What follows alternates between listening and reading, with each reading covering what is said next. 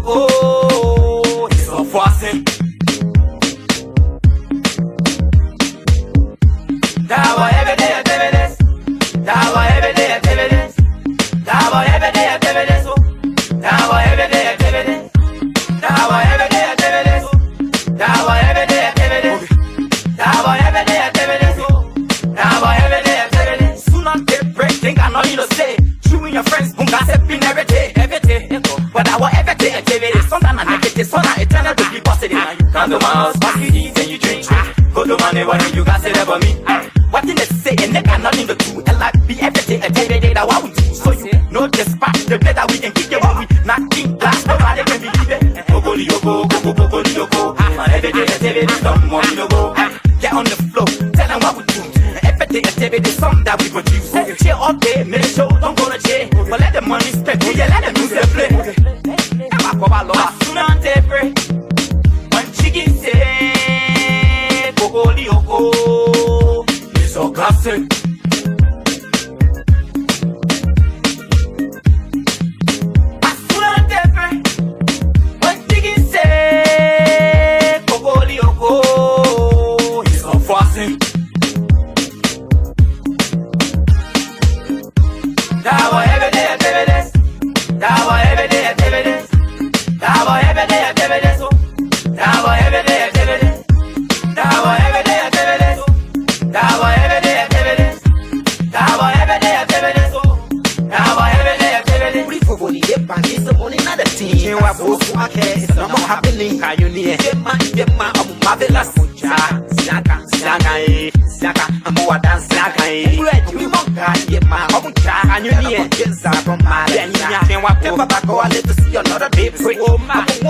So I have to celebrate. Devil don't buy you, say the door, yeah. Devil can't buy you, then the door, yeah. My boo, my queer, wanna kill. The pastor, your mother, the car, we are bill. You are my leave for one time. I see the pump, you want to track it. I'm ready, one that you are saying, and if you need, you are my, let me know. Say my body, you are chill. Shaka, mobile, wasn't here more.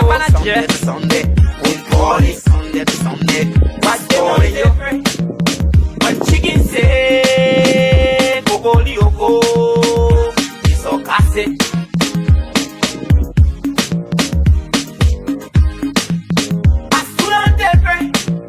One chicken say, Kobolio, it's all fussing. Now every day activities. Now every day activities. Now every day activities. Now every day activities. Now every day activities. Now every day activities. Now every day activities. Now every day activities. Go, go, go. If you're behind, I need a champion. Go, go, go. If you're Again, we are here with our everyday activities. We want to say we are grateful this evening to appear on BKS TV here this evening. I'd like to say welcome to the show, Afonso. Thank you, John. It's a pleasure having you as always. Let me carry on our intro here this evening. Once again, we want to say welcome to the show. This is the Heat Hour here on BKS TV. On the Heat Hour, we say dialogue and our confrontation. We say words and our bullet. Today's edition of the Heat Hour, my name is Junior P, a regular host, and I've been joined by Afonso Wumbo, your co-host here on the show. We have a lot of national, local, and international news to discuss here this evening. Topping our stories here for today's edition of the Heat Hour.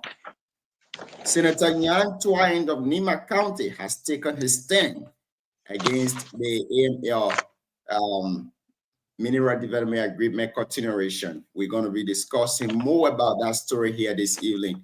And some citizens of Liberia believed to be seditions have orchestrated or have vowed to orchestrate violence against Police Inspector General Gregory Coleman and his fellow Interage. We're going to bring you details of that story here tonight. And of course, a lot of stories coming from Nima County.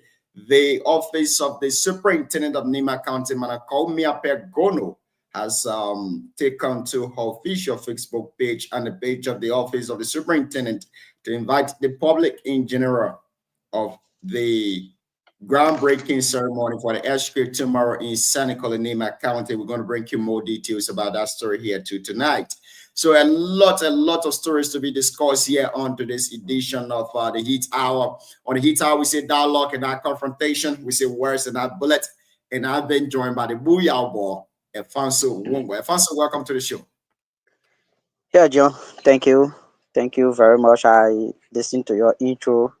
I think the intro today is very interesting. I follow some of those stories and very interesting. I think we have to discuss it and see how people will get some of the logic we will be preaching here today. Even though we will not be 100% preaching the logic, some of them will have the the chance. I don't know whether you open the line for them, but they will have the chance to also share their logic through maybe text messages will be read. If they have any question they can ask, then we can maybe try to discuss it in that form manner. We say thank you. Yes. We tell them welcome to the show for this, today presentation. Thank you so much, and welcome again.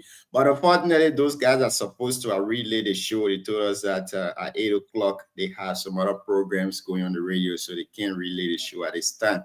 But we hope and pray that in the subsequent time or in the near future, we will be able to bring this to relay this live here on other. We hope and pray that in the subsequent time or in the near future, we will be able to bring this to relay this. Is it a background that is coming? I think.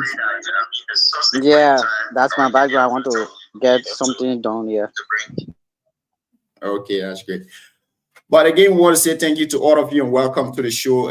If you have any question or concern, or you want to make any input on today's edition of the show, you can text us here in our comment section. We're going to bring you live here to discuss the issue. So we have a lot of things to discuss. Just this evening, before we began the show, some prominent songs of Nima County.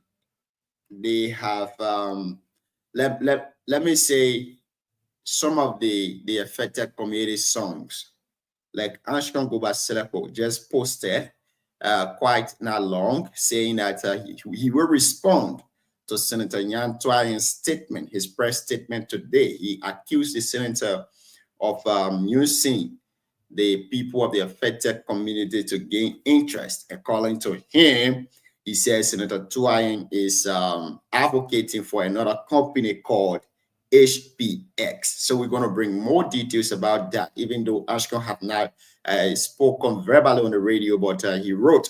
So we have the message here, and we're going to read it out to the public. But before we go to our press discussion today, let's hear you, Alfonso. What's on your mind? Time we come with something different on our mind. I've been retrospecting on the governance system of our country, the system of government we have, democracy. In Africa, for me personally, I feel that democracy in Africa is not being practiced well. It would not improve the system of governance in our country, on our continent. For one father, it is good to have what we call freedom of expression, freedom of speech, and free movement, everything. But there should be another need given to our governance system instead of democracy. Because if we got freedom of expression and the stakeholders and other people will sit down and see people making regular statements all around and go scot-free, that's not democracy. That's not the people inciting other people, that's not democracy. That's why you see every time in our African continent, you see people going against people. But the very people who practice the democracy in their country, they got laws and order that people are barber. But for us, they want to push her against the wall. The moment demonstration go on and you see police handling people, they say against human rights, this. But for them, it's not against human rights. They handle people anyhow. In fact, in some country, the moment you get how they call it, day or scratch. the moment you get the moment you are a driver and you even park a car maybe in the rifle area and the police is not satisfied with you, even tell you say stop the car or get out of the car, the very first thing as a driver you do that.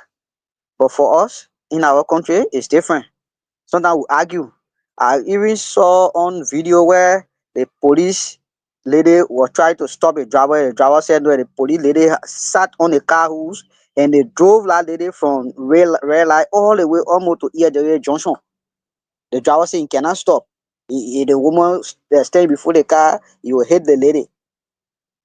Who does that? Where? Which country can do that? If the police is wrong, you don't do that. If the police is wrong, the very first thing you should be law abiding and respond to the police and respectfully. The police is human being, they are all human. Sometimes they have anger from homes and other things, but when they come and start to to implement their duties and you there to stopping them, it's not a fair thing to them. They are human. They need to be respected as you want to be respected too. So there are so many things. Our governance system that one time I opened my Facebook page, 2014. So I still using that same page now. One time I wrote on my Facebook page, stay there, that the government of Liberia through Ministry of Education meant well for teachers to tell them, say, oh, everybody open your account to the bank, we will be paying you through bank. The CEO or DO now provide you checks. But it become the opposite. Not knowing it will harm the same ministry. I wrote on my Facebook page that what they did was going to harm them, even though they didn't in good faith, but going to harm them in the future. And it's still harming them. That teacher will not go to class.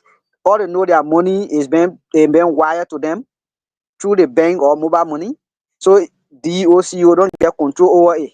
But before, when you not go to school, you not go to class to teach, the CEO or the DO will step on that your paycheck, you will not receive it. But now, who get time for that? There's no system for you play to retract teachers. So people are just vulnerable doing anything. In fact, people want to do anything they want to do.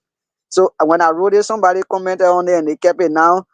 Recently they sent that same thing back to me. They said, can you remember that? I said, I remember it. So well, I did it. I wrote it. And the same thing just continue happening. You see that our country looking, brother. These are things that are on my mind. But I know one day we'll make it as a topic and discuss them. Yeah, thank you so much, Afonso. I mean, a lot of things happen in Liberia every now and then, and I don't know what is the problem with Liberians. Sometimes government set up a system thinking the system is well, but at the end result, we take that system to be something different or something that will attack us tomorrow. Recent, I saw that the government of Liberia said motorbike riders shouldn't ride without helmet. You shouldn't take 2 prices on the back. But nowadays, if you see a lot of videos on social media, the same people who, appreciated the idea, they said they want to enforce the law, like the police officers and other folks. These are the same people that go about sitting 2-2 on the motorbike. We don't know what is going on. These same folks will now wear helmet on their backs and they'll be moving around, and we are seeing a lot of videos about that. But again, this is the country we find ourselves in. We don't know what's happening, but we are hopeful, we are prayerful that one of these days we will get at the very top where government will be respected, where citizens will be patriotic. So I'm hopeful that we'll get to that point. In our intro today, we then see so many disturbing videos online. People have been threatening police officers. People have been threatening the police IG from this recent stuff that is going on, the recent lawsuit against few lawmakers. And we want to believe that these people are seditious, even though we have not investigated which political party they affiliate with. But from their outburst, we can categorically say that these folks are seditious. But let's firstly play a recording on the street, and we want to give credit to whosoever journalist that did this recording. Now, after we play this, we might probably play the recording of the police IG. He appeared on LNTV Live to to debunk some of these statements, some of these things that people were saying. And after that, we'll come in to discuss the issue. Again, we want to say thank you to all of you who are just joining. If you are joining, please help to share the show. We'd like to say welcome to the show, Melvin Wakman. Good evening to you, one of our regular followers of this TV channel, Mr. Melvin Opasua. He's following from St. Francis, Minnesota, USA. We'd like to say welcome to the show. And we'd like to say welcome to Ken Yenzo Marshall. You also following from San Nicolas City, Nima County. Thank you to all of you for your contribution here this evening. And it's going to be a wonderful, wonderful discussion, a beautiful discussion here tonight. But let's take this first story as we kick the ball rolling for the discussion. Now, here we go. Police were lost in the country and I'm moving forward. You see what? Police were lost in the country and I'm How moving were forward. police lost? We'll go to the house one by one. We'll cover our children. How will you cover There's no them? law in this country again. Why you mean by Mr. there's no Baka law? has honored man the justice system of our country. So there's no law in the country. Mr. Baka feel that he have reckless in heart to control our country and make our country look irresponsible. So we are saying it without fear of Do you failure. have that capacity Him was lost. to go for police? Him was lost. Who him? Him Why was him? lost. I know What that do you house. have I in know your that's the possession? house. What do you have in your You don't need to possession know what I have to in my go for police possession. officer? You don't need to know what I have in my possession. Him was lost. We will make sure him was lost in this country. Your own record, the police are watching you. They will come I after said, you. Gregory Kuma, I live around Gregory Kuma. Gregory Kuma was lost in the country. Him was lost. I will go for Gregory Kuma. Gregory Kuma is highly Him was protected lost. with about 6 armed Him was men. lost. How will you go for him? The same way, Fanatic Cover was protected. Fanatic Cover was protected with armed men. The cover Fanatic Cover, the same way, we will go for them. Him being was lost in this country. Police officer was lost in the country. Take me on record. Liberia is a law abiding country now. Liberia will turn into Africa Coast. Are you threatening the police? Mr. Baka will be What capacity do you Are have? you threatening the police? Why are you angry? What capacity I'm do you angry have? because Mr. Baka has respected the constitution of our country. What means? What means? Mr. Baka, some people rule, and Mr. Baka saying you do business with whosoever. Are you we're not supposed to put camera on them here. We're not supposed to do it. We're not supposed to do it. We're not supposed to do it. Mr. Baka, the first person to give the final verdict of the capital building fire. So Mr. Baka, you don't know Mr. Baka called the minority black hooligans. You don't know what is substantial evidence that Mr. Baka had. Mr. Baka had. Gregory Kuma, I'm saying it, police were lost. I repeat it, police were lost. If there's a threat, I made a threat. Police were lost. Police were lost. Mr. Baka should be warned. Tomorrow will be here. Why the police? Why you don't want to make police?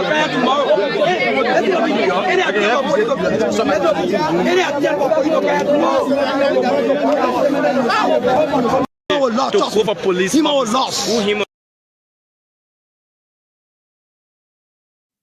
Epaso, I mean, this is disturbing. This is absolutely disturbing. This is bad. I don't know from which angle he's speaking, but his tone have the propensity to create chaos. I mean, when you are angry, you got to watch your words. I don't know, but let me hear you on this first, then I can comment. You know, before I come in, I share some kind of photo with image with you, with contact number, with CDC Secretary General photo on it. Can you just post this one if you have it? Okay, let me bring that up. Let me bring it up. Just post it, then I can make some. You know, What are you thinking you're doing? So that people hear that something just passed by George Weah. No, not And the this people one. must believe Anyway, it is you people. That day, Joseph. I'm talking about the image. The image up, but Okay. tried to Okay. Why you trying that? Let me say. I know you're posting.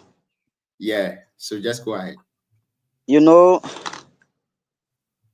quite recently, when the Fanatic Kofa guys were, called by the police and subsequently taken to prison, to jail, the Secretary General of CDC, with all the hierarchies, have gone on their social media page to post those police officers, the heads of those police officers, with their contact number and their their location, that they are wanted. Before then, Barrow Brown, who is his, I think, COS to Fanatic Kofa, also made a statement that his partisan, he's a sedition though, a partisan citizens should arrest all government officials. They are honor, I mean, so they are personal interest to the party. So for people, that particular video that I was just playing in the compound of the CDC yesterday. That place is the compound of the CDC party headquarters. So those are sedition making those statements. That's not the only statement they made. If you have the Secretary General of a party posting the location, the addresses, and contact number of police officers in a republic, telling you their location, they know because what he wrote there was they will know their location. These are their contact and their location, meaning they can get at them anytime. Meaning they can do anything to them anytime. Yeah, that's a photo I'm talking about. That's a photo. Meaning they can get to them anytime and do anything to them. That's what was reiterated by this boy in the CDC party headquarters. These are things they plan. They always plan these things to do to people. The boss said police will law and human will loss. So the human our law, let's look for the police our law will know they already identified those police officers that are supposed to loss. They are already identified. Gregory Como, 102, 103, and all the people they are talking about the law 105 and all. But let's look at the human our loss. The human our laws are the Unity Party and A Alliance that are against the ideology of CDC. These are the human our laws. Just look at it logically. Police will lose and human will lose. Human will lose could be the ministers.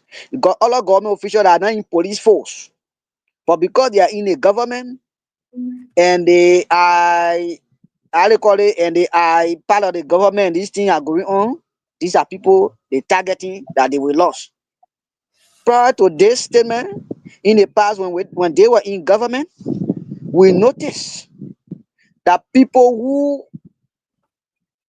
were auditing their government got missing in this, got killed in the government, and there were no other record on it.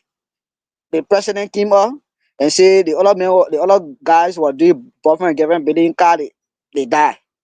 No medical report, nothing. Even our own sister, one of our own from Buyao, the girl died in the hotel that she was working in because she had certain evidence on one of the government officials, and they don't want for that thing to come to public. So that misunderstanding was there. They had to kill that girl. There are so many things they did.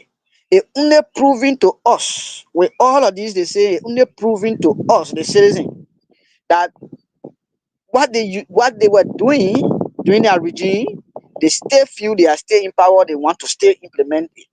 That's what it's proving to us. What they were doing is what they want to do.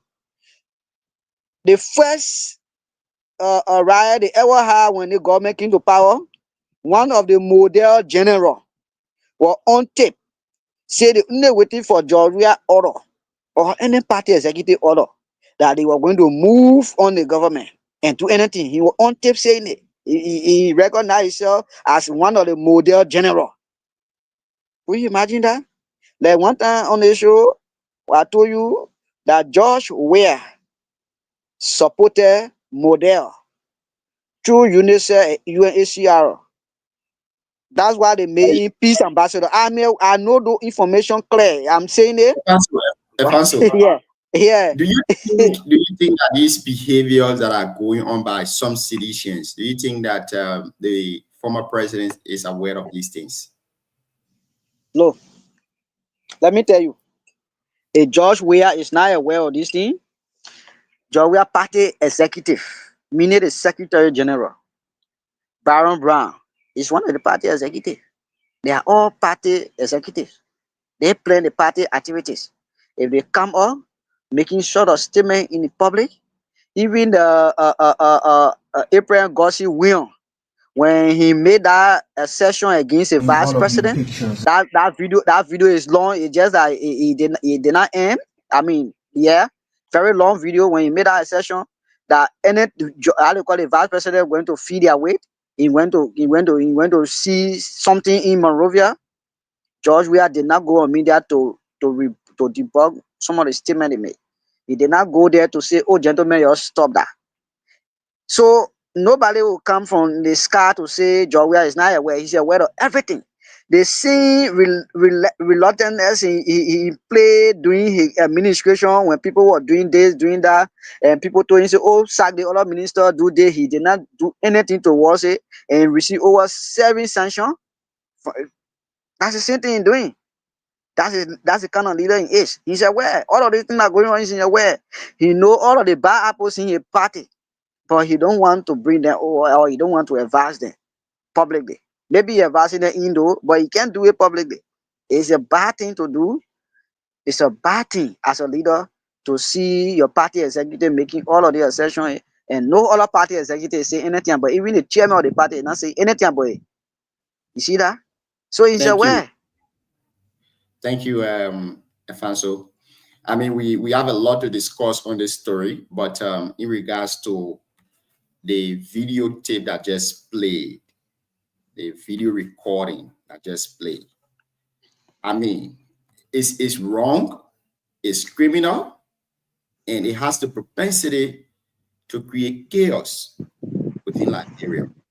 I don't know who he is, but if you have been pushed, or you believe you are angry, or you believe that certain thing does not go your way or your way, the best solution is that you take the matter to court. Our Constitution gave us freedom of speech. But indeed, to that freedom of speech, we have responsibilities. We have limits. Those statements made by that gentleman, they are criminal statements. And I think the police IG should be able to hold that person responsible. First of all, the statement was made with an intent. So definitely it amounts to a crime. The statement was made with an intent. So it amounts to a crime. I think the police IG should take note of that. Threatening the life of people, threatening the life of state officials. It means, and you are even going as far as setting an example on Ivory Coast. Mm-hmm. I mean, those statements, they have intent. You should call him, invite him, and let him be able to answer those questions. Because if the peace that we cherish in our country, some of you do not cherish those peace, then it means you have to be somewhere else. And the most unfortunate situation about this entire thing is that when they are arrested and then they try to play the blame game, try to say we speak on national issues and the government try to silence us, or the government is silencing us by putting us in prison. But instead, you don't listen to the statement.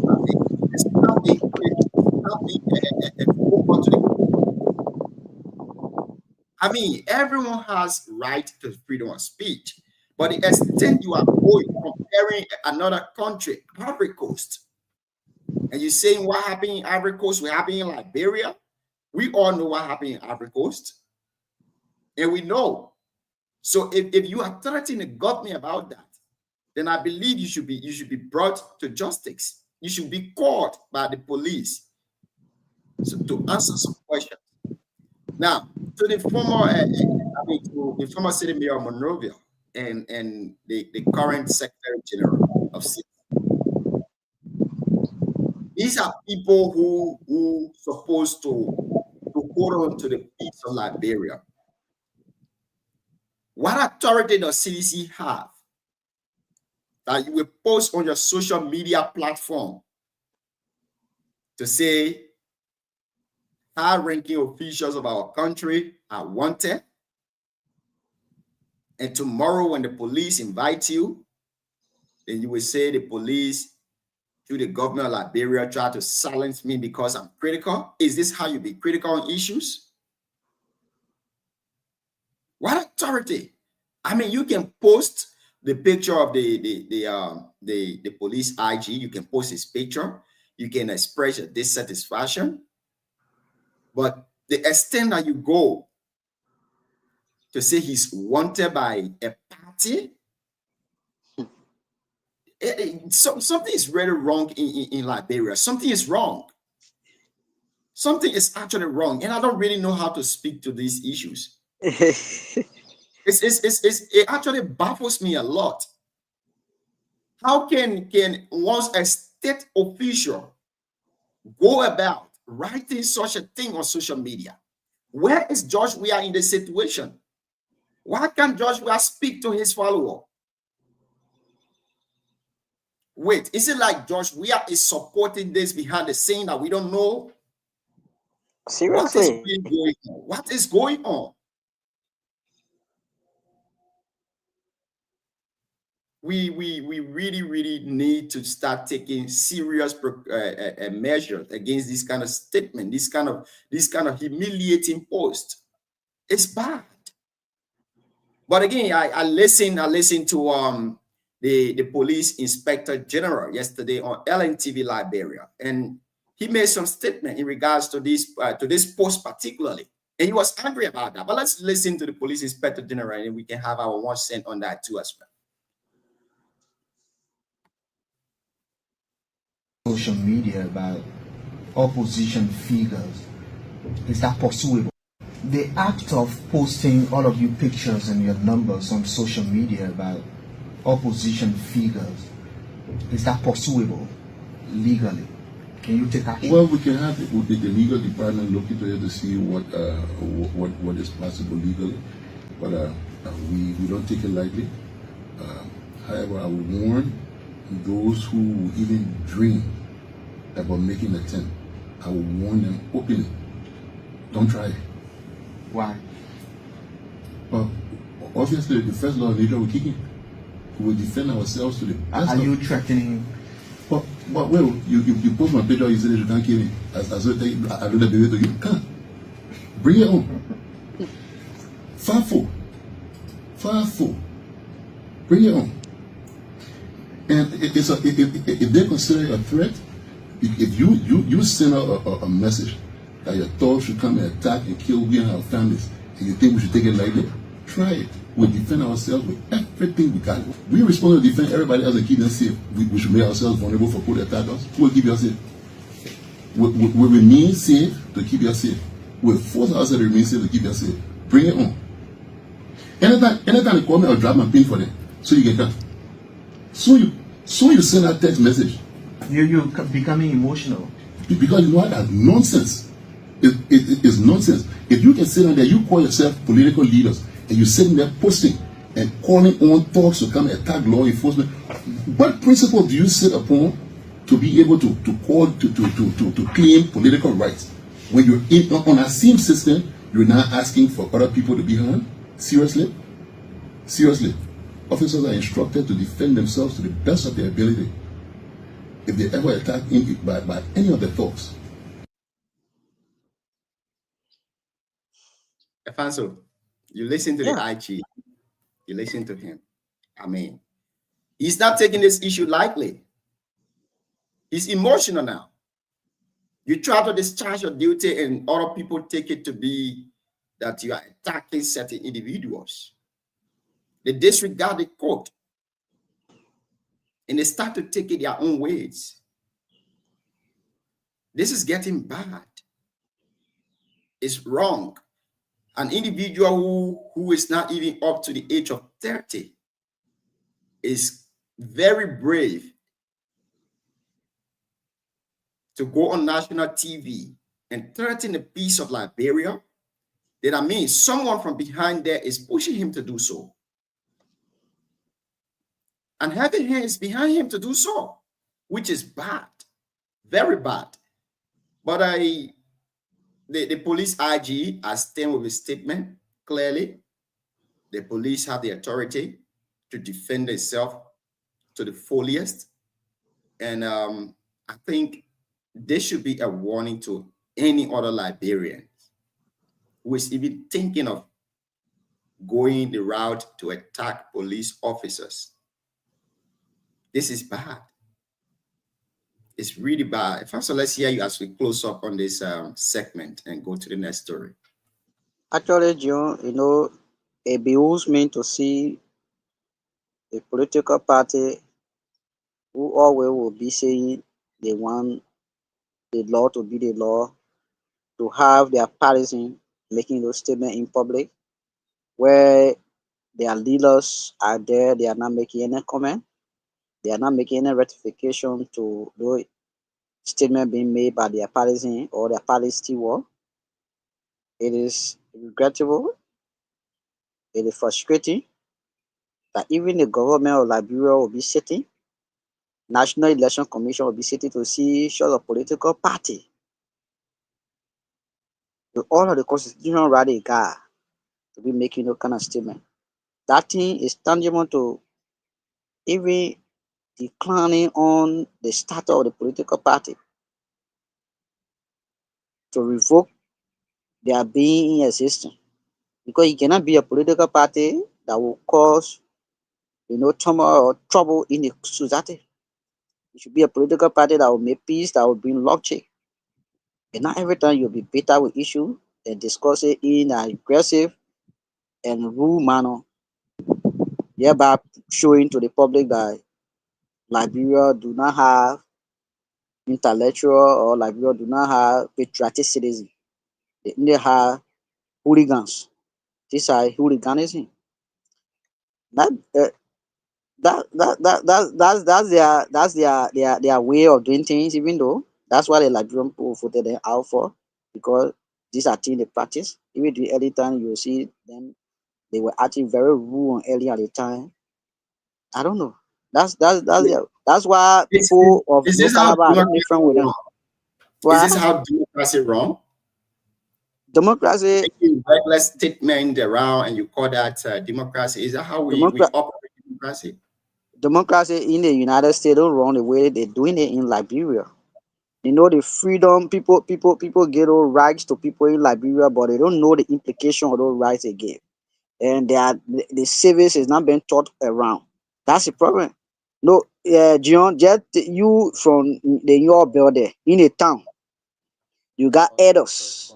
When the youth or somebody in the town is making any statement that is unlawful, the very first thing the elders in the town are our judiciary. They arrest the situation and even fine you for making those statements. Now in democracy, now why is it not important that the judiciary of our judiciary branch of our government will not see those people making statements and pursue them to go to court? They will sit down and say, send somebody not bring case to us, we can't go look for case. That's not democracy. Then why that should be?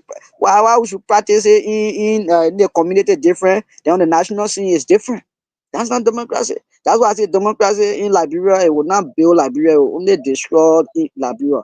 We will bring good things there, but it will still destroy it. You will build skyscraper, people will come and let fire on it because they got freedom of expression, they got freedom to do anything. But the limitation of the freedom, they don't know. You see, that's the problem. So democracy is not good in Liberia. The police inspector, as he has said, some of these statements, they are criminal. And a statement made with an intent, it amounts to a felony crime. Therefore, I think the police inspector general knows more about this and maybe behind the scene he's doing his work.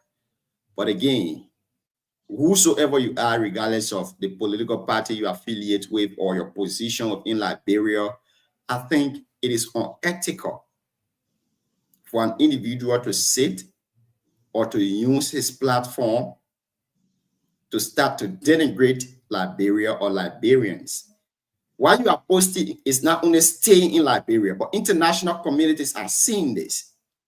How do you think investors will feel coming to Liberia when an individual can point out the location of people and order a certain group of people to go and attack them?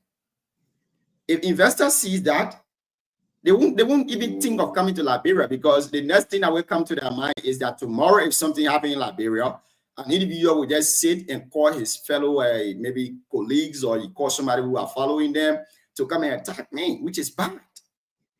But again, we want to say to all Liberians, Liberia is all we have. No matter which country we go to, we will come back to Liberia, and in Liberia, we cannot get deported. So we should cherish our country. We should stay loyal. We should be a patriotic citizens. Let's set an example to other countries that are improving today. The reason they are improving is because of how patriotic the citizens are to the country. It's not because the government is paying them. No. But because these citizens want to see the country moving forward. The sooner we think that way as Liberians and start paying a lot loyalty to people, we keep paying loyalty to individuals, even if we know that these folks are in the wrong, which is bad. It's very bad. Well, fans, I'd like to say thank you. Thank you so much for your thought on that. We really appreciate it. We'd like to say welcome to all of you who are following the show this evening. Melvin Opaswa watching from St. Francis, Minnesota. Kenzito Marcia is also watching from San Nicole. And Pink Man, my father too, is watching from College View Community, San Nicole. And it's a pleasure always to see you guys here. Please help to share the show with somebody and let someone share with another person too. In our intro today, Apostle, we said we are going to play the full recording of Senator Yan Twine. We have the recording here. But just less than 6 hours that the senator spoke, people we consider to be activists in our county, they have started having contrary views to what the senator said. But let's play the recording. As we play the recording, we'll also bring out some of the screenshots from these individuals to place it. Then we can have our 1 cent or 1 or 2 say on that. And today's show is very amazing. We have a lot of stories to cover. We will also be playing a recording from the superintendent of Nima County. Tomorrow will be the groundbreaking ceremony for the airstrip in San Nicole at the airfield community. And we're going to bring you more details about that story. But for now, we go to the office of Senator Yan Twine. He spoke today to the press from the nation's capital. Let's play the recording. National issue, specifically in Nimba. So with this one, turn over to you officially. Thank you. Thank you. As a matter of tradition and custom, I will start with just reading a brief statement to you, member of the press, and then it will be followed by question and answers, where we'll be giving more details, because we cannot make a press statement that will be too long to listen to. So most of the details will be in questions and answers. So having said that, my fellow Liberians, my fellow Nimbayans, and members of the press, as the current mineral development in 2030, it is my solemn duty as Senator of the people of Nimba to speak clearly, without fear, about the glaring failure of ArcelorMittal in honoring both the letter and spirit of its obligation. I issued this statement to address critical concerns regarding ArcelorMittal Liberia's failure to comply with key provisions of the amended Mineral Development Agreement of 2007. Since the inception of the NDA, the people of Nimba, especially those directly affected in the directly affected concession area, have waited in vain for meaningful improvement in their lives, while AML has continued its lucrative mining operations and boasting of $1.4 billion infrastructure expansion aimed at upgrading its oil before export, while our people continue to endure substandard living conditions and broken promises. The following are unequivocal breaches of the Mineral Development Agreement and undelivered social corporate responsibility by AML. 1. Failure to improve the lives of people within the concession area.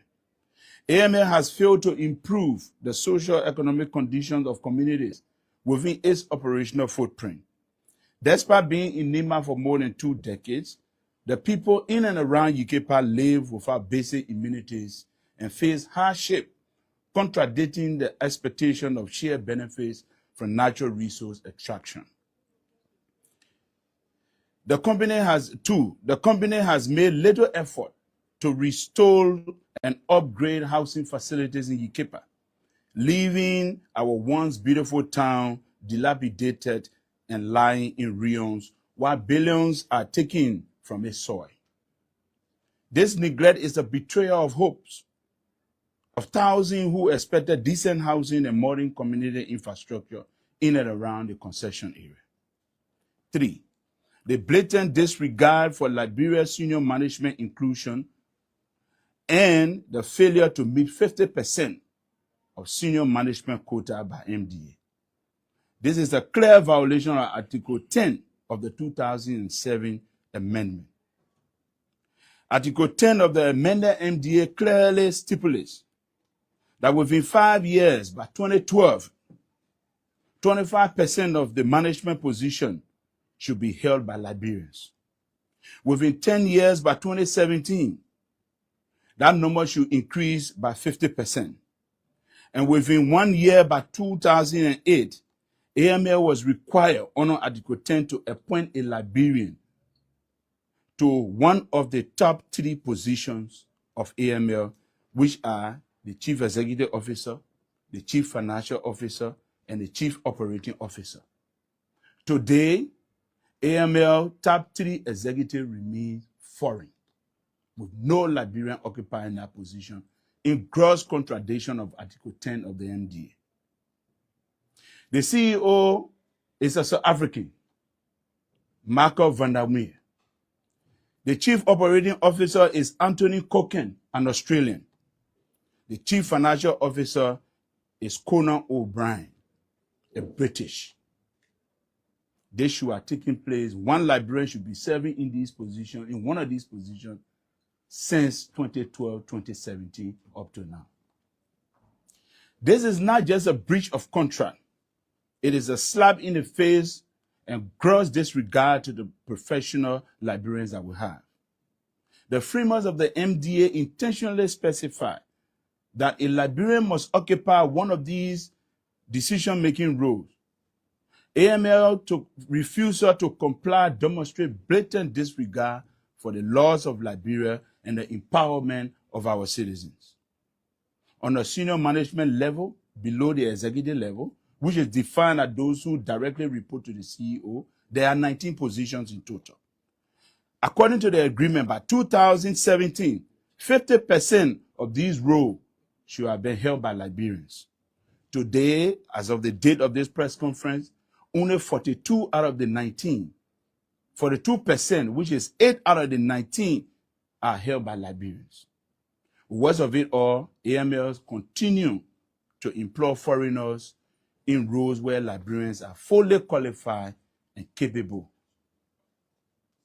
including the Chief Information Officer, foreign, the Chief Position Officer, foreign, Security Risk Advisor, foreign, and Chief of Staff to the CEO.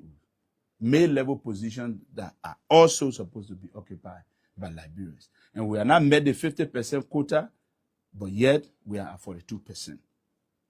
These are all senior management positions that Liberians are more qualified to handle. Even more egregious, AML employs foreigners in mid-level technical roles, such as truck maintenance, foreman, wedding supervisor, among others, who report to Liberians. If Liberians are competent enough to supervise people in those roles, why are these roles not held by other Liberians? 4. Violation of scholarship funding obligation under Article 9 of the 2007 amendment. Article 9 of the amended MDA explicitly mandates ArcelorMittal to provide an annual sum of $200,000 United States dollars for advanced scholarship for qualified Liberian citizens abroad. This obligation was to commence immediately after the 2007 amendment, meaning Liberia should have received $3.6 million over the past 18 years for that scholarship program. In AML's own 2022 report to the National Investment Commission, it admits that payments only began in 2012 instead of 2007. That's a key point. 5 years late. This is unacceptable. While we acknowledge AML contribution in vocational training in UKEPA and Bikena, scholarship funding is not a favor from AML. It is a legal obligation under the AML. We demand full accountability and restitution of the missing funds from the $3.6 million in scholarship fund to date. 5. So-called $1.4 billion infrastructure that is not real. The much talk about $1.4 billion iron ore plant is not an investment for Liberia, and I maintain that, as it can be dismantled at any point in time by AML if it wishes to do so. Unlike the one built by Mittal in Brazil and other countries, which are made of steel and concrete, the one built in Nimba is made of prefab irons with screw meant to stay just for the duration of AML investment. It can be dismantled at any time. Thereby, it disqualifies that infrastructure as an investment for Liberia, but more of a value-added instrument to make AML richer, since, in fact, the labor cost in Liberia to operate that plant would be far more cheaper than what AML is doing right now in Europe.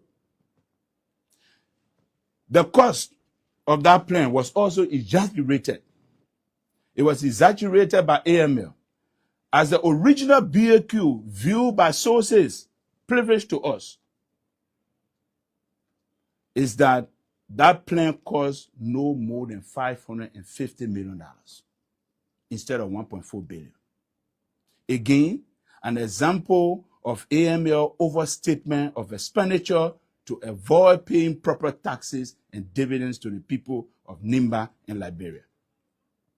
Does it even make sense, even if it were worth $1.4 billion, for an investment to be placed in a filthy area with no roads leading to? Number 6, transfer pricing. Transfer pricing has been one of the main reasons for lack of dividend. ArcelorMittal uses the strategy of transfer pricing to avoid declaring profit from which Liberia could benefit dividend as per the MDA. We have raised this concern that on many occasions the company has been engaging in transfer pricing practices that result in underreporting of profit to Liberia. This involves setting the price of goods and services provided to related entities at the levels that do not reflect market value, thereby reducing the reported profit in Liberia and subsequently the dividends owed to the government under the MDA. In light of these sustained failures, ladies and gentlemen of the press, my fellow Nimbians and Liberians, we strongly recommend that the government of Liberia, through the IMCC, the Interministerial Committee on Concession, to take the demands of the people of Nimba and Liberia very seriously, as previously outlined in many of our communication and press statements of the past, subsequent to the following.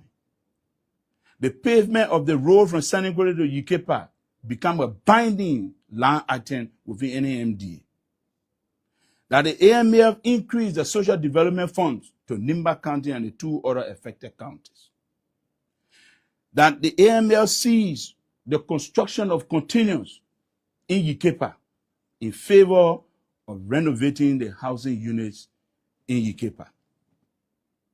Enforce a non-negotiable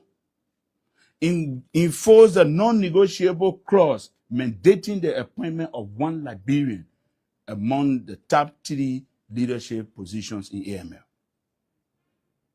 To pay the arrears owed since 2007 to the scholarship funds, which will lead to the awarding of scholarship to more students and establish a transparent, monitored fund for scholarship and community development to ensure that ArcelorMittal fulfill its obligation to the people.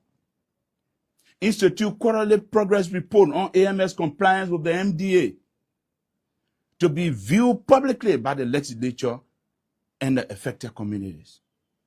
Abolish transfer pricing and declare transparent financial reporting for Liberia to be able to benefit from the dividend of declared profits. Ladies and gentlemen of the press, my fellow Nimbayans and Liberians, we must not be swayed by the news of $1 billion infrastructure headlines that are meant solely to benefit the export of AML, while the people remain impoverished and forgotten. Development must be inclusive, accountable, and rooted in social justice for our people.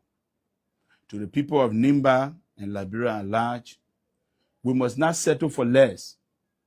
We deserve more. The next MDA must reflect the true aspiration of our people and hold AML accountable for its track record. Again, if these demands and these non-negotiable demands are not met, we will lead the process of resisting the renewal of any kind of MDA in favor of ArcelorMittal. Thank you. So, ladies and gentlemen of the press, the senator will take at most 5 questions regarding the presentation. Okay.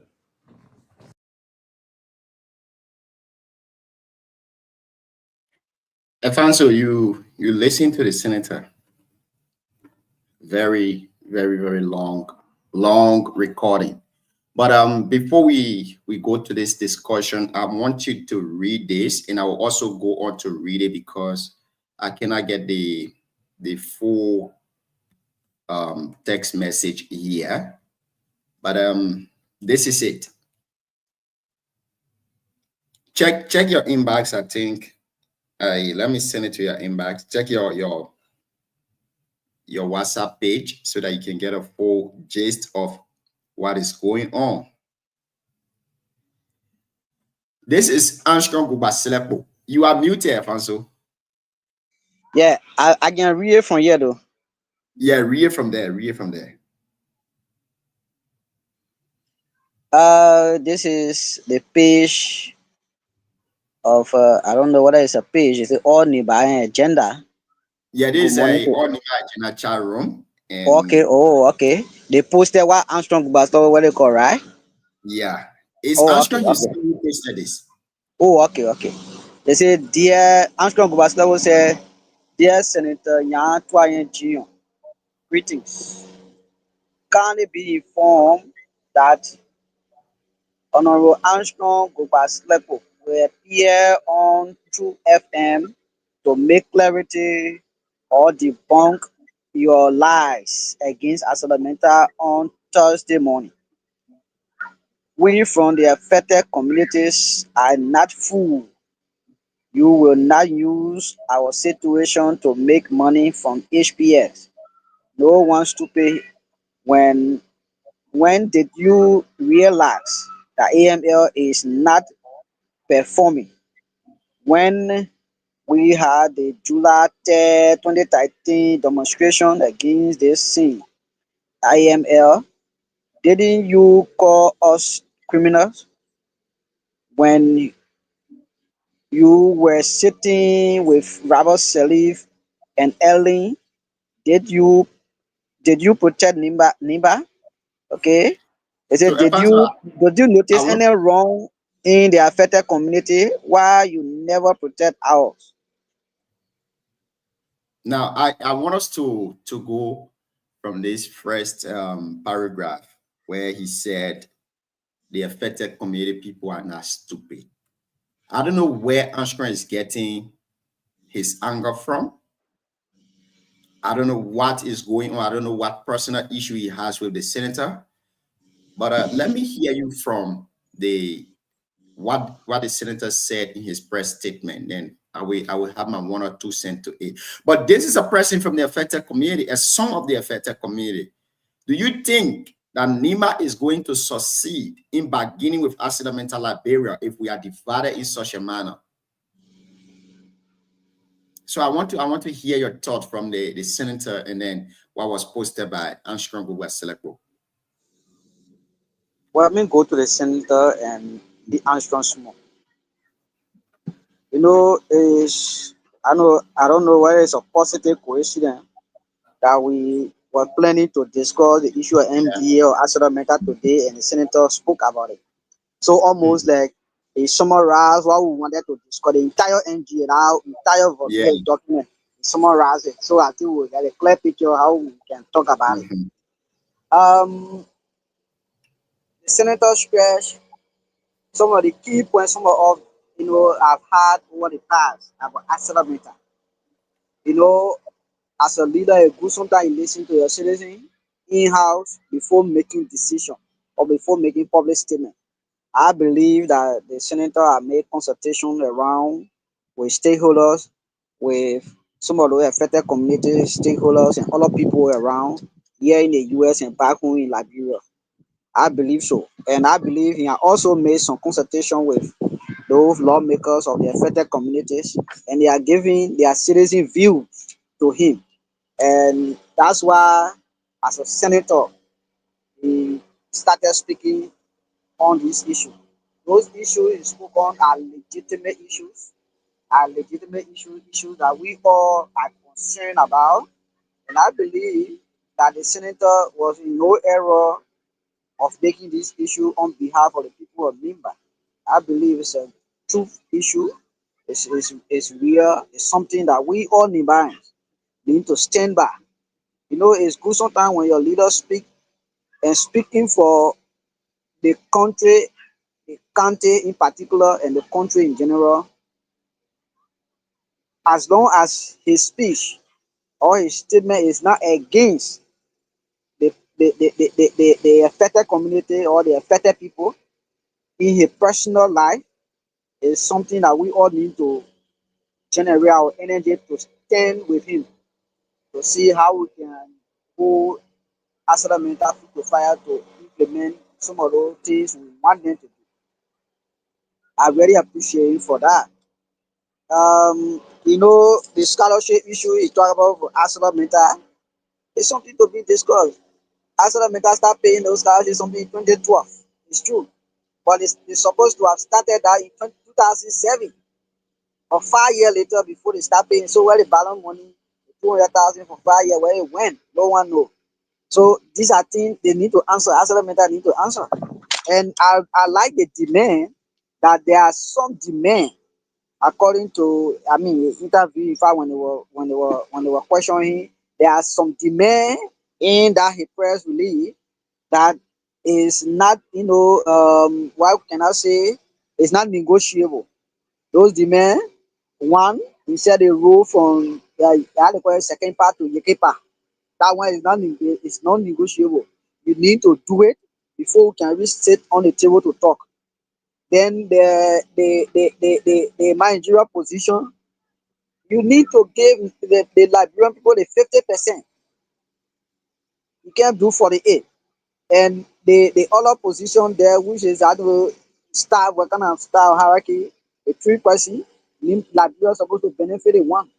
You can't benefit all. That's why when they go in the market to sell, it even making the 5-6 billion, they come to Liberia and say 1.2 billion we made.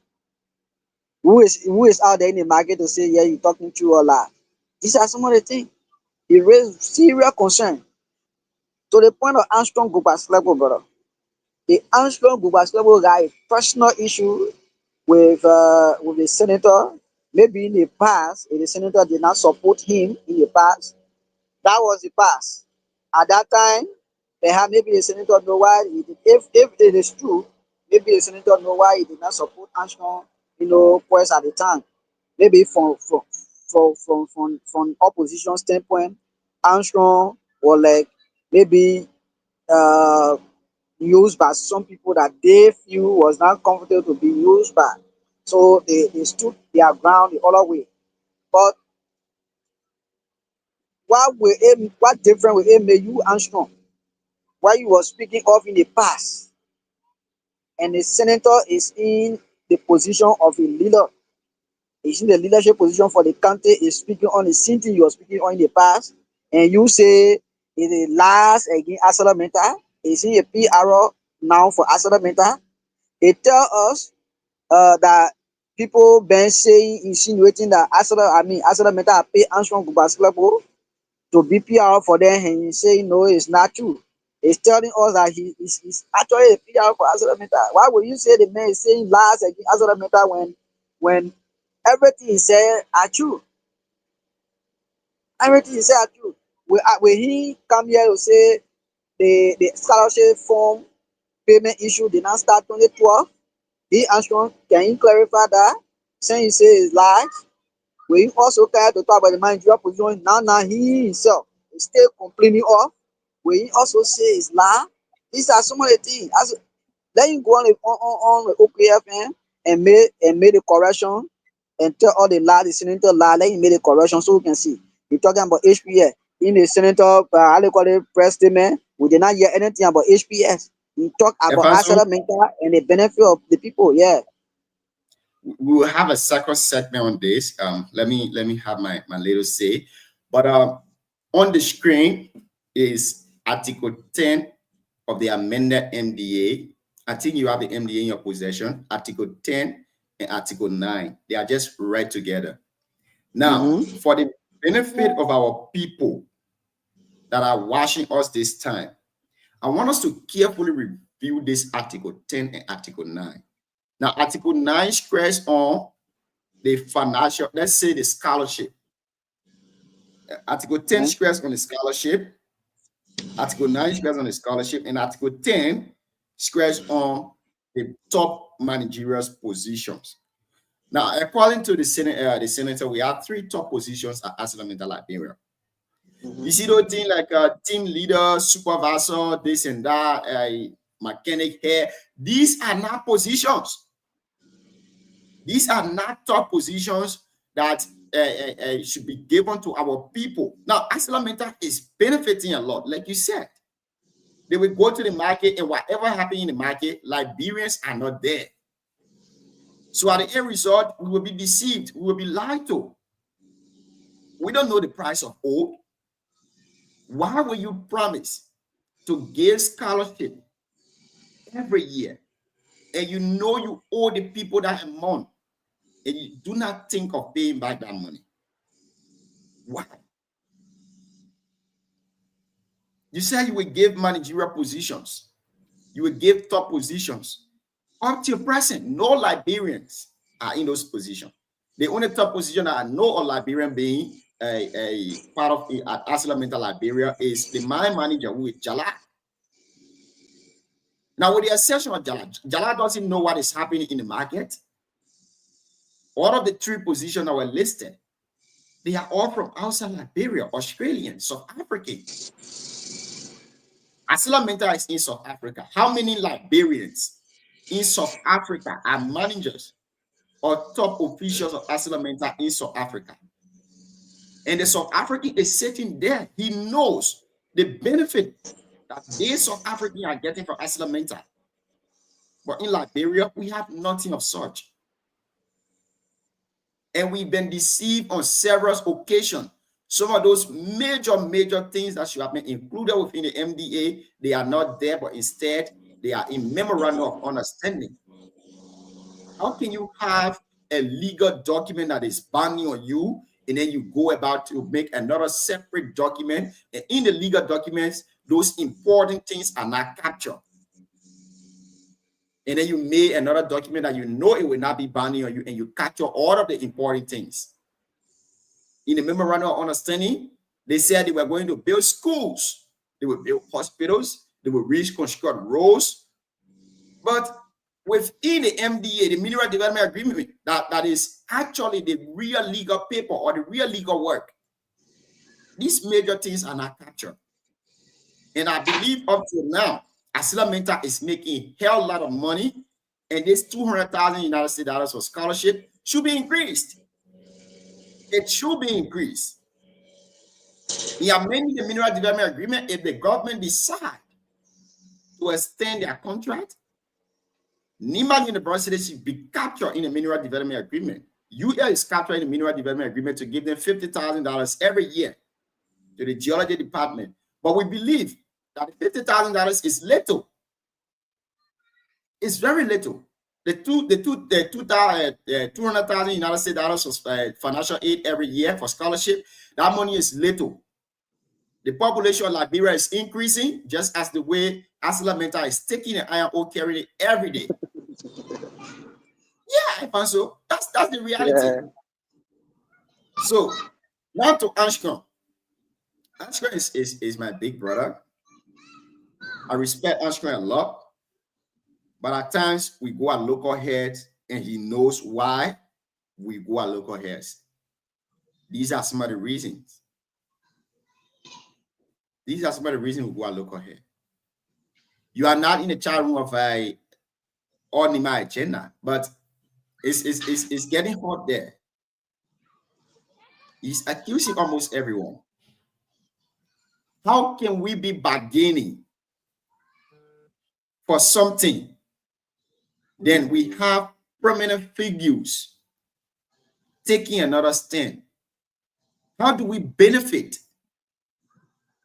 I mean, if Anscombe have any other personal issue with the senator, he should take that with the senator. He should go on to take it with the senator, but not to jeopardize the interest of people. We're discussing NIMA interest. We're not discussing personal interest. We have elders in NIMA County. I think it's about time that the elders step up their game for this gross disrespect to leaders. If you are advocating in your personal interest, then tell us, say you are advocating in your personal interest. We do not know what is HPX. We don't know. We don't know. What we are discussing right now is Asila Mentor Liberia should do the right thing for the people. Now, if also you've seen the washing plant that was built by Asila Mentor, I didn't know that thing was entire steel until I listened to the senator today. Complete steel that is dismantled at any time. When Asila Mentor had their camp on the Elfie, that was a complete camp. And when they left, they picked up everything and went with it. Nothing left on the Elfie. They took all. And that's the same behavior. How can you build something worth, according to you, 1.4 billion or 1.5 billion? And you build it with screws. Tomorrow you go unscrew them and you carry it. And one of the important points that was stressed by the senator, how can you import such a huge project in a location that does not even worth 30 million? My people, where we going? And it's getting frustrating that our own NIMA people will start to deviate from the actual issue and try to bring personal issue within this. I think Anscombe is proceeding wrong. If we continue like this, we will not get what we're supposed to get from Asila Mentor Liberia. We won't get it. If also, let's hear you in the second segment. We have the copy of Article 9 and Article 10 of the MDA. If you could just read it from your end for our followers. Well, you know, I'm using my phone. I can't leave the page to go what they call it, that's why. So I got a few things written down on paper, mainly because I thought we were to just discuss the MDA ourselves, but the senator came in summarize everything. But there are a few things here. There are a few things here. Yesterday you stressed, a point on the Asila Mentor issue where there was the document they have is not a public, it shouldn't be a public document. But I went through this, the MDA, when you sent it to me, I went through it, and the amendment that were done in the MDA, Article 6, was referencing to Article 7 of the MDA. Look at what he says.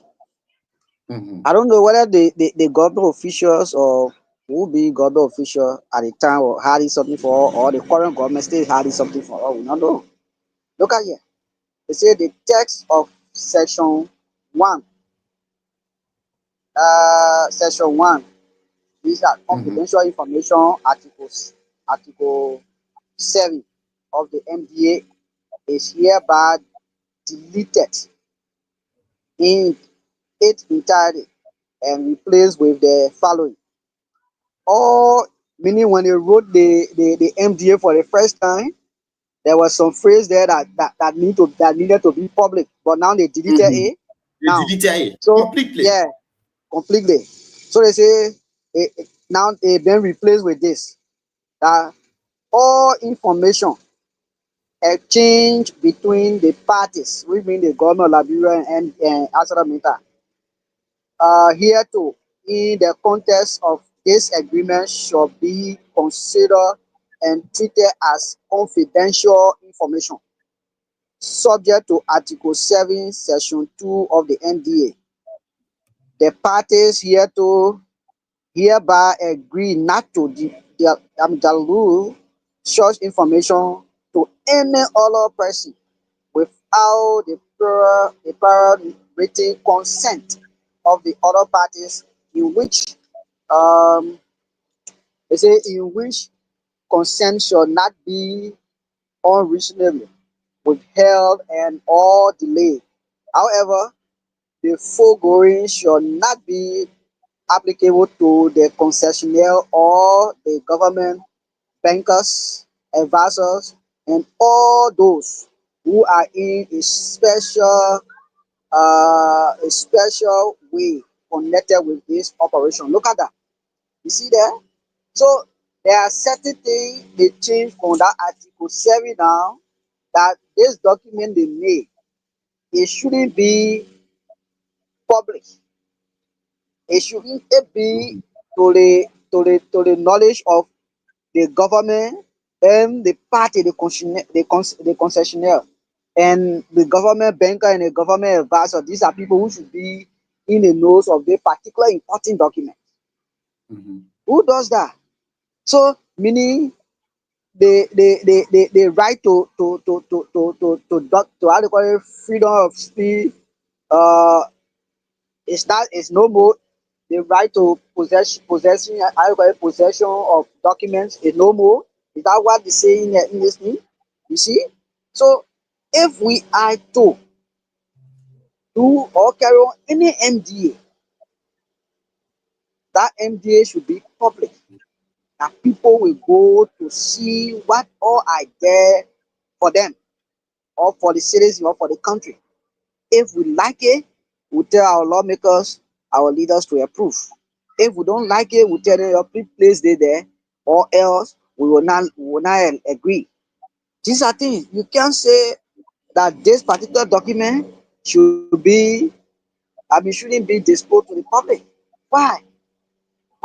I see why since then this document is in the hands of few people. The citizens do not know what is in the document. Myself being in Nima, I don't know why it's in the document. Sometimes you try to get it, you get half. You can't get it. You can't get everything. These are so many things. It's not a good thing.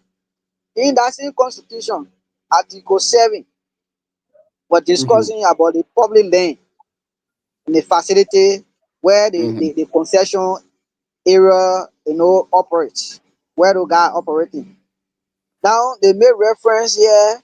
They talk about how the land they operating, when it is a public land, they have to use it, meaning the government will be giving it to them. The Yekipa, and the all of the mountainous area where they use it is a public land. But wherein they go they go out of the public land and get into private land, then there will be negotiation between the party and the private land owners. Now that one is clear. It's not a bad thing.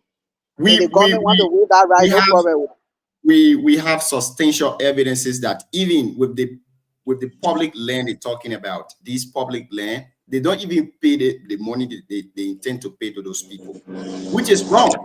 How can you write a public document that is intended to be for the public consumption, and you consider this particular document to be something that is confidential, and you specified individuals that are supposed to know about this document?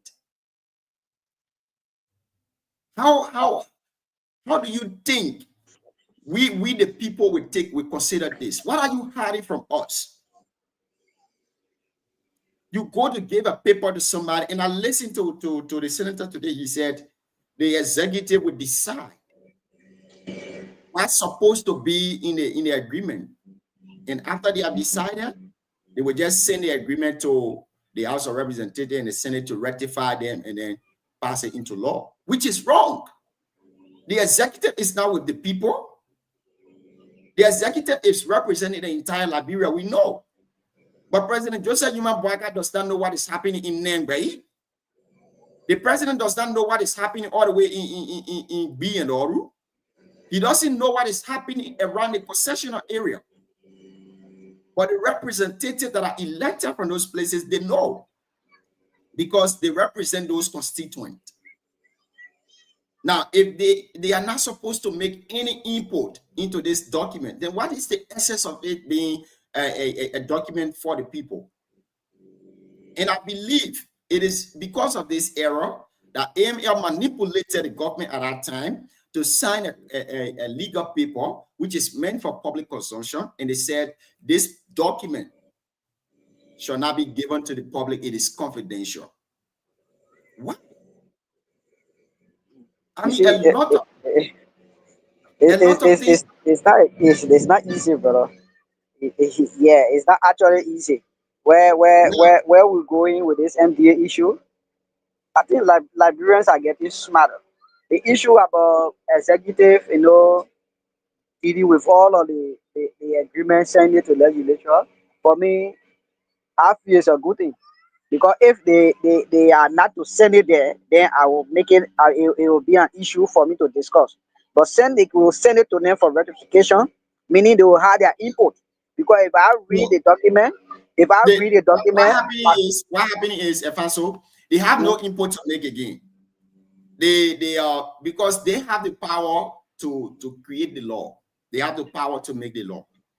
So what is done is the executive will do all of the ratification that is supposed to be done. Then they send it to the representative to just sign it. Now, what you saw during the ratification of this particular amendment of this MDA, we had representatives around, senators around driving the latest cars, because their signature was needed to make this particular MDA a law. Now this is it. Now this is it. So if the Liberian legislature, if that legislature can sit and all of the concerns from citizens, not only Nimbayan, even the people from Grand Bassa, the people from Bon, the people from other countries, they are all there.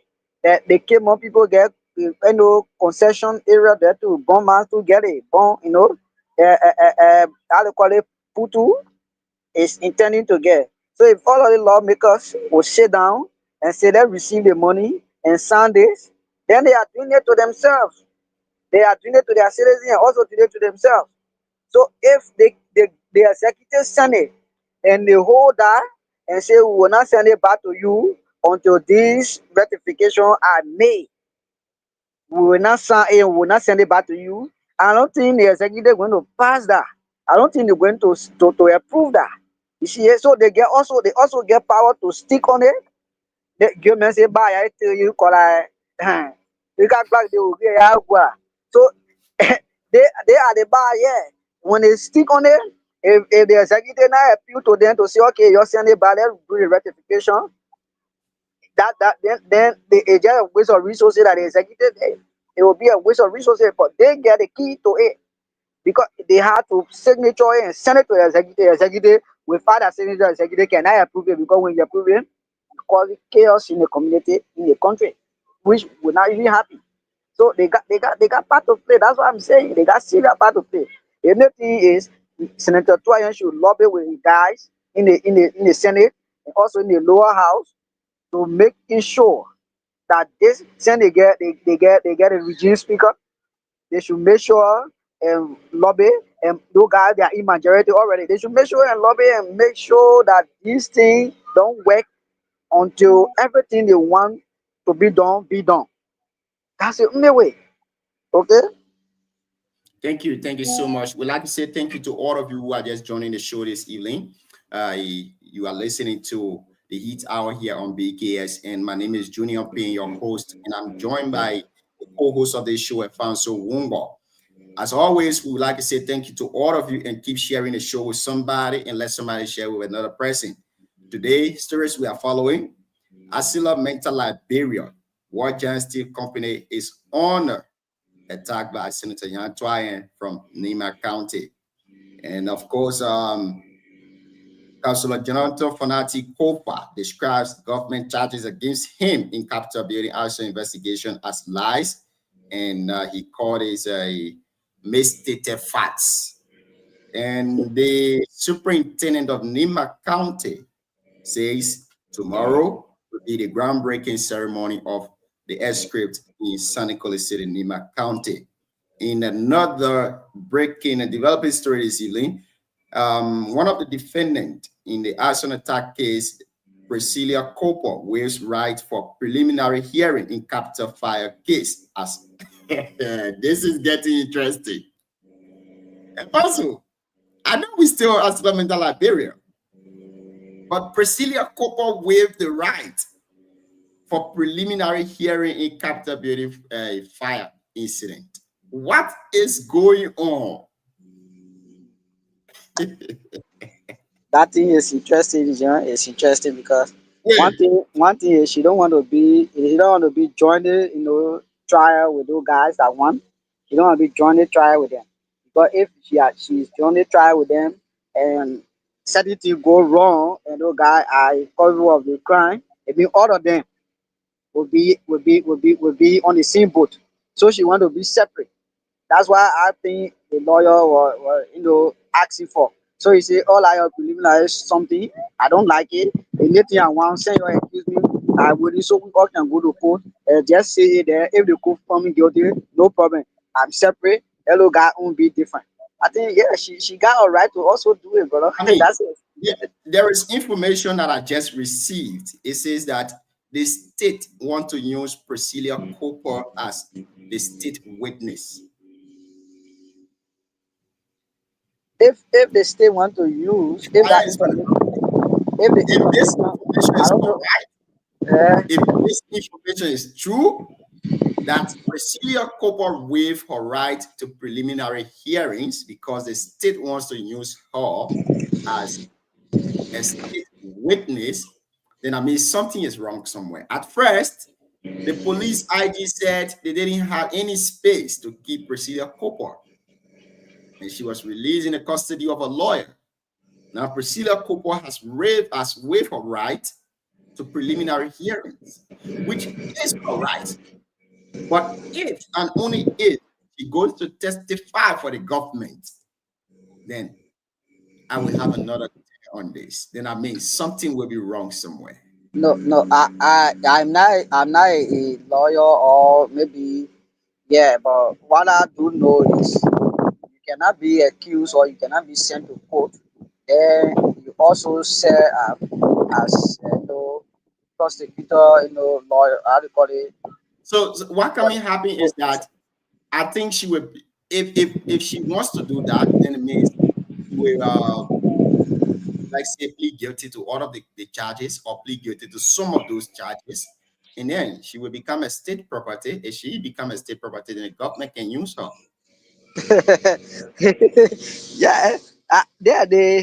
If it is true and play that way, it will be very troubling scenario for our judicial system. Meaning for those four lawmakers. You see what happening? There is two cases here. There is two scenarios here. It's either she plead guilty to those charges, or the government drop all of the charges against her, then she will have the right or the authority to right, testify against her colleague. But if the government drop those charges, then I will have no other means to go now than to believe that this case is highly political. I don't think the government would drop those charges. I don't think so. I don't think the government itself, they got seasoned lawyers, they got advisors, they know what they're doing. You cannot drop charges against Presidio Cooper only because you want to use her as a state witness. And when that happens, you know what? The entire country is going to tell the government to drop the case because that case is not important now. Yeah. Today, according to a journalist who witnessed the event in the hall, he said all of the charges for the 4 lawmakers were mentioned, but Priscilla Cooper charges were not mentioned. So I think something is placed somewhere. A game is played. Let me read this. It says that defendant Priscilla Cooper waives right for preliminary hearing in Capitol building fire case. Now, according to the journalists who were there, he said a high classified information. This person worked with OKFM. He said high classified information received by OKFM reveals that the government of Liberia intends using one of the defendants in the Capitol building fire as state witness. Now, he's speaking in regards to Priscilla Cooper. He said a highly placed source informed OKFM Priscilla Cooper might be used as state witness in the ongoing case. Defendant Cooper, if used in the case as a witness, all charges will be dropped against her to enable her testify against her colleagues. Now, according to whosoever informed, he said this is one of the reasons why she waived her rights to preliminary examination in the ongoing trial. And on Friday, June 6th, Defendant Cooper and her fellow lawmakers were invited to the Liberia National Police headquarters for questioning. After the questioning, she was released while others were held in custody and subsequently forwarded to the Monrovia Central Prison. During the hearing in court today, all defendant roles were mentioned with the exception of Representative Cooper. What is going on? John, you know, we got the 2 types of Riesling, the inductive Riesling and the deductive Riesling. You know, most of our journalists in the country, they got their own perspective on issues. And somebody elevates things that are not substantial in the country or in any way to the public. They try to elevate it. But let's look at this. Priscilla Cooper is accused. Now, somebody that is accused, if the state want to drop or case or charges so that she can be a state witness, the juror going to definitely drop that case against the government in favor of Funanti Kofade.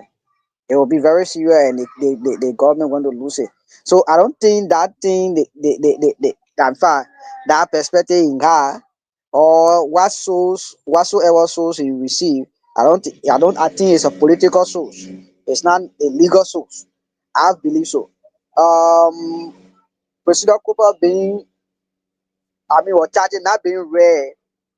It was because she appeared in the court before those guys, and our lawyer said that they want to waive or right for that preliminary or hearing. So after that, they just close on the side and then focus on the 4 guys. That's why you saw the 4 guys were red. But perhaps maybe that OKFA guy was not in the court at that time when her lawyer was there asking for that particular a favor from the court. Maybe he wasn't there. So these are things. For me, I don't elevate anything, but we wait to see it. If it will happen, then we all here now we conclude or deduce that the government is playing politics. So we'll see it. It will not. When you pregnant, you can't go behind your coming from. if just in case this happen, and the government want to proceed with the case with those 4 lawmakers, what will be your stand? when that happened, Mhm.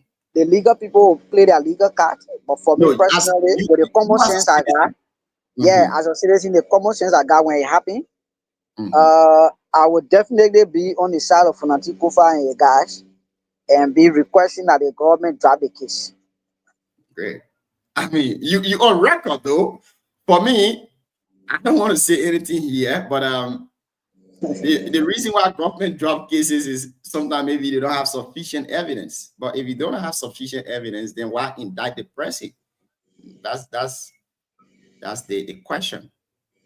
But if the government say they are dropping charges, it's because maybe they don't have sufficient evidence. But with the way things are being perceived in the public, that Presidio Cooper was only involved in this because of political interest, so that others will not think that they are only targeting sedition lawmakers, then if they drop the case now, the speculation go wild, and people really, really will believe that this is a political case or a politically motivated case.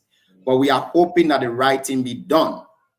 We are hoping that they The only way you see Presidio Cooper being a state witness, they will try to proceed with a case first so that he can finish.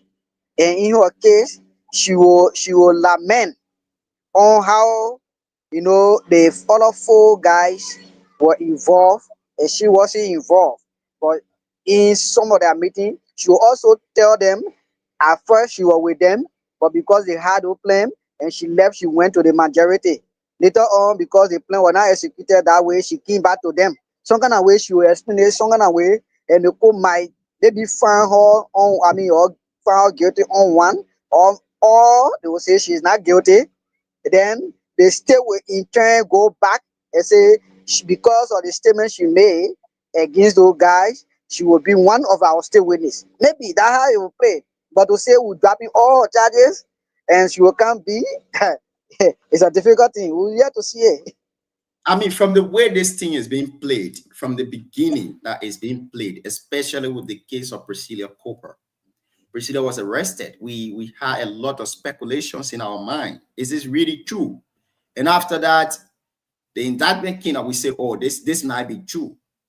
Few hours later, we saw Priscilla being released to her lawyer. And another widespread speculation came. Oh, it's like this, it's like that. So if the government go about to drop any other charges against Priscilla to settle as a free person without going through trial and intend to use Priscilla as a state witness, I would personally sit on this TV channel to say the case is politically motivated. Oh, I thought you said again. I need to say now. Now you on record, right? Yeah, I would say that because listen, the police IG, when he was interviewed by a journalist, he said the case is a highly political case. And Funati Kopa took that and said the police IG himself has said that the case is a political case. But I believe what the police IG was saying is that those individuals involved in this case are political. So they will try to politicize the case. But this is the issue of national interest. We are talking about taxpayer money that are being used for something else, which is not the internal purpose that is supposed to be used for. So, I mean, we want to see the bottom end of this thing. We don't want to keep speculating. We are following the process closely. I did something in criminal law that says for a criminal trial, it should be public. And I believe that this trial is something that we should get access to. So it shouldn't be a closed door hearing. Let journalists enter in there, let them carry the trial live. I mean, the courtroom is a place of law. So if an individual enter inside of the misbehavior, then you can be here in contempt of court. So if you're in contempt of court, now straight to central prison, then carry the police station and you right in the court there. So I think the hearing, maybe the justices in charge, they can try to bring the hearing live so that we can be able to follow it closely to see what is happening. I followed Funati today when he got out of the courtroom. He said, those that can enter in the bathroom quickly when hearing going on, that they losing side. So according to him, the state prosecutor will go in the bathroom coming. So that means he's losing. I don't know. But we hope to see the best, the very best of the Liberian people. Let's hear you. Yeah, but he is a lawyer. He has served as a lawyer for many people, prosecuting people. Even you go to that prison compound, all of jails around, he sent people already for some years, and they are in prison. So perhaps maybe that's how he start to conclude on his judgment that so long that witness on the stand going to the bathroom coming, that person is guilty. That's why he's thinking, that's why he's saying, that's how he been, judging people by. So for me, I believe going to the bathroom is nature. If I understand I'm Jan, I can ask for a screen and go to the bathroom to come. Even 2 times. Why if I'm on the stand for like 3-4 hours is I'm Jan, within 3-4 hours I'm Jan 2 times. Does that mean that because I go in there fast, I'm guilty? No. The only thing the people listening to is what I'm offering, what I'm giving, the information I'm giving is the one they will be listening to. It's now because I'm going to the bathroom fast. So if that how you been feeding, sending people to sell, meaning you have to call people back, you have to ask for forgiveness. So for me, I don't take that to be serious issue or serious concern for his side. That's a political statement he will make it though. Yeah, so I mean, we will keep following the case closely, and whatever information we are getting from there, we will make sure to inform our followers. Again, we'd like to say thank you to all of you who are following the show this evening. You're listening to the Heat Hour on BKS TV, and we are your presenters, Afonso Wongbo and Junior Payne. And tonight we are discussing interesting topics. But again, I don't know whether you followed this from Nima County. One of Nima County journalists, Prince Bozua, was alleged of Joe, I'm not laughing just because I'm going to laugh. You know what made me to laugh is everyone in Liberia now that has smartphone and access to social media. In fact, the entire country in Liberia, everyone who live in there are journalists. Seriously? They get information anytime. If somebody swallowing GB and the person take me and stick it on that GB to carry them, but say that man finish TD, you see the media. People will report. So yeah, I saw that you trending on social media, bro. the issue of Prince Bozua, I mean, we all know Prince not going to school. But I saw Prince in JWPS in uniform. The picture that I saw, he was in uniform. Now, I know that you know this. People who took SM before that they feel in it, they try to liaise behind school to take the SM because entering in university, you have to present these papers. But I don't know who the journalists are went about to recall and start posting this. Something the men were doing behind the scene. I mean, Prince will have graduated almost years back. But maybe he failed the national exam and he has been finding it difficult to enter university. So he just decided to liaise around the school to take it instead of taking a resetter. But unfortunately, he was captured by a camera and now he's on the social media. He said no comment. The funniest thing is some of the people who are sharing this thing on their pages are people who are know personally that failed the exam too and went south with other schools and did a similar thing about print the same way print Bourgeois is doing. This is not like it's a crime. It will only be a crime when you go and fake the document. But since indeed you notice that you went to high school, you completed high school, but the document you did not pass it was. You have to go either reset it by taking resetter or going to sit with a school.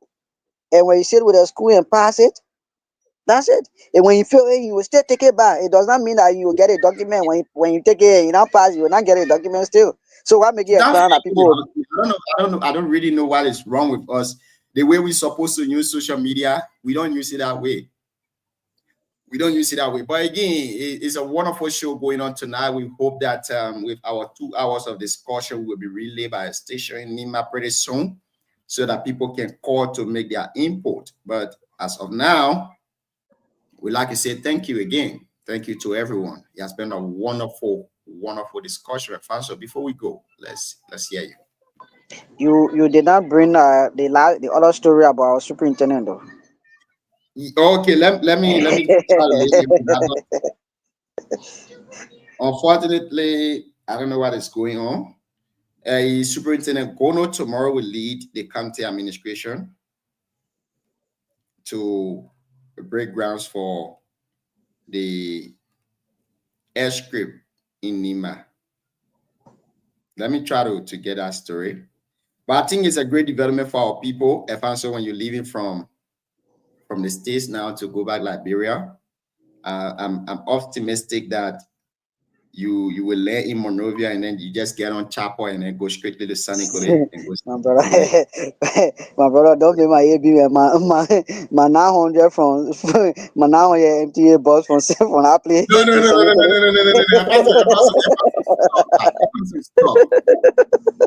Stop. People are watching you, Efanso. Are watching you. People know the project you are undertaking in Nima. So nobody want to see you in an MTA to go back to Nima. No. We want to see Efanso driving his own car to go back. Efanso, stop that. Of course, if I buy a car in Liberia, I'll drive my own car to go. Of course, I can do that. So if I can't get car here and then come to Liberia, I don't have car. I can get car there and then be moving. But what I'm saying, where I don't have car to say I'm taking Chapel because they got airstrip. I don't say getting airstrip in Senikole or in Nima. It's not good for people to take airstrip. I mean, Chapel to go. No, but for me to take Chapel to go. Taking them maybe $50 US, even $30 US, when I know even 900 can come to send in Korea. What my brother, my man, we had to look, we had to be economic government. It's important. I'm not like Liberia, by the time they get small money, they want to show that they are rich. But the white people, people get billions of dollars, they still looking for it. They submit themselves. My man flock to my sending Korea, if I can see in short trial sometimes or in short sleeper walking. But the few people who on motorbike, some of them when they walking, they want for security to be behind them. But I papi, you can see here alone working no security, but you get millions of dollars. Yeah. So to the story, this is from the office of the superintendent of Nima County. It's a groundbreaking ceremony for Nima airstrip set for June 11, which is tomorrow. So the office of the superintendent of Nima County is pleased to announce that the groundbreaking ceremony of the Nima County Airstrip Development Project will take place on Wednesday, June 11, 2025 in Senikole. This transformative project, supported by Samaritan Pursuit International in collaboration with the Liberia Airport Authority, LAA, follows a successful assessment earlier this year and is expected to make the airstrip fully operational by early 2025.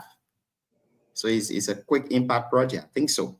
And it says that Superintendent Gono has assured the public of the county administration full commitment to the project, which will improve access, boost local economic activities, and support national development goals. So she's saying that all stakeholders and community members are invited to attend the historic event. And that's it. You can go there tomorrow, observe the process, watch the event ongoing, and it's going to be a wonderful one. I mean, Efanso is just saying that you don't mind him. Efanso is going to arrive in Senikole with a chopper, huge chopper. You know. It is a welcoming, development. I really appreciate the government for the kind of, undertaking. It is good for our country, meaning our country, meaning the capital city of our country. To get airstrip is a good thing. I also want to encourage them to also have one in Ganta. Ganta is growing. We can get one there in Ganta and that place, Senikole. It will be a good thing. And don't mind me, even though sometimes we will be like, we say we want to make me, so that the helicopter or any other thing to go to Senikole, from Senikole to go the other way, we will do that. Let's take, for example, you have a flight back to the US and then maybe it's late and you are in Senikole. In less than 30 minutes, you are at RIA already. In less than 30 minutes. So no need to ride taxi or to ride your car to go to RIA when you know you can just get in your chopper to go, which is very easy. And there is no need you go to stand for check-in, all of those things, because they are carrying straight at the back of RIA when you just do your check-in and you get on your next flight to go. But again, it's a welcoming development. We appreciate the superintendent. We appreciate the government of Liberia. Before we go this evening, I want to emphasize on what Afonso said previously on the show, that we are begging the government of Liberia to see reason that the road leading from Bam or from Seklepi to Butu will be paved with quota. I mean, our own area there too. The road condition right now, I know we are having a by-election, which is very soon right here. But the road condition we have in that district is bad. I mean, we appreciate the workings of the government in the county, but we pray that Butuo corridor road will be fixed. We have a border there. We have a border at Butuo. And if that road is fixed, we'll have a very, very good economic business coming from that end. That's just what I want to say before we close up. Oh yeah, that's true. Yeah. That's a borderland, so it also boosts the government, tax when people are crossing from that particular end to be coming with goods from Africa to Liberia to that end. It's a good thing. We now need advocating because we are from there, but that's one of the best routes to give to Africa. Equally so from Campe to Bobley, they're another best route too. But the Senikore, I mean say the Secretary to Butuo, the government need to really concentrate on that. Yeah. Let's go get benefit, major development on this government. Thank you, Afonso. Before we take leave of you, what's your final statement? Well, for today, our final statement for today, because our statement will continue coming. It will continue every day. Every day will continue coming. But one thing I want I'm sorry for the noise at the background because I live in a community where some guys are working in a yard, so you can't tell them say please stop disturbing me. Even you still hear the sound, you can't out, you still hear the sound, so that's it. But what I want to say is Liberians, we need to put stop to the issue of making regular statement, unfunded statement, or in public. This platform we got, the social media platform, it is the treasury of people who develop them. And those treasury will be used against us who use it, the user. Anytime we are in need of serious issue or we need of travel, this thing will be used against us.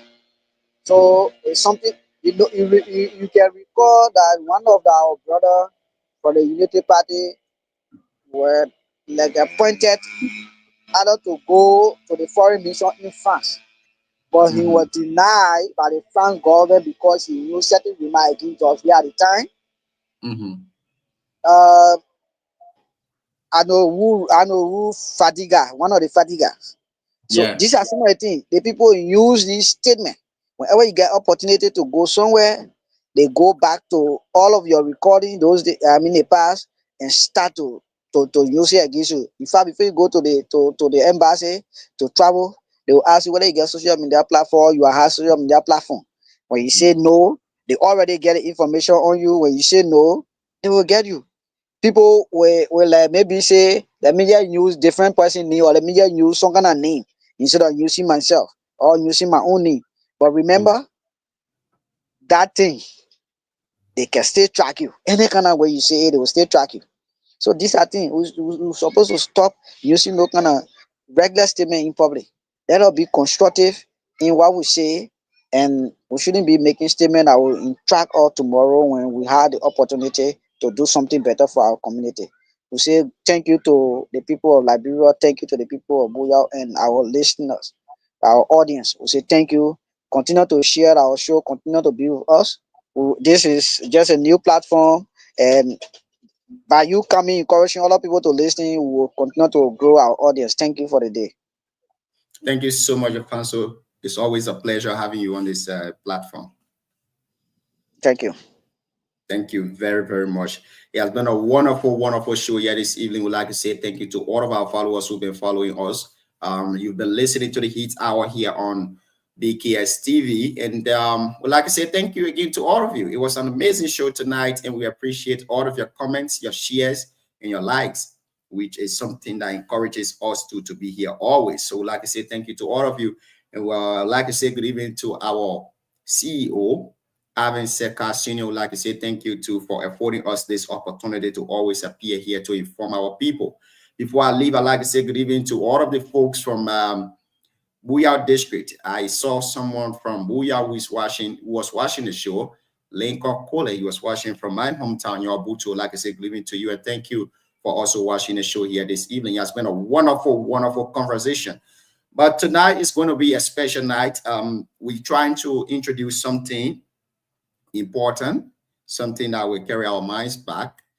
As we conclude the show, we will always try to bring one of the prominent figures from our country, one of the prominent figures from our county, from our districts, to play their recordings here. So today we'll be playing homage to the late Senator of Nima County, Senator Prince Yomi Johnson. Senator Johnson, some years back, appeared on the Truth and Reconciliation Commission. He appeared on the TRC to give his testimony about the Liberian Civil War. We're going to be playing those recordings here tonight. It's a long, long discussion, 2 hours. So we will not be live to see, we will be discussing it, but you will listen to the senator, his part he played during the Liberian Civil War. The reason we are playing these things is because history will always be history. History can never repeat itself. Our young people who were born recently, those people don't know what happened in Liberia. By listening to these things, it helped to elaborate the mind on incidents that occur in Liberia. So we will be playing those recordings starting from today. We'll start with the Senator of Nima, the late Senator of Nima County. May so rest in perfect peace, Senator Prince Yomi Johnson. It's a long 2-hour conversation. So right after this, in the next 30 minutes, that will be the next topic or the next program you're going to be hearing here on this TV channel. But again, we want to say thank you for your contribution to the show tonight. I've been your regular host, Junior Payne, and I was joined by my co-host, Alfonso Wongbo. We discussed a lot of issues here tonight. Catch us tomorrow, same time, same TV channel. And live the life you love the life you live. May God bless you in your endeavors. Thank you.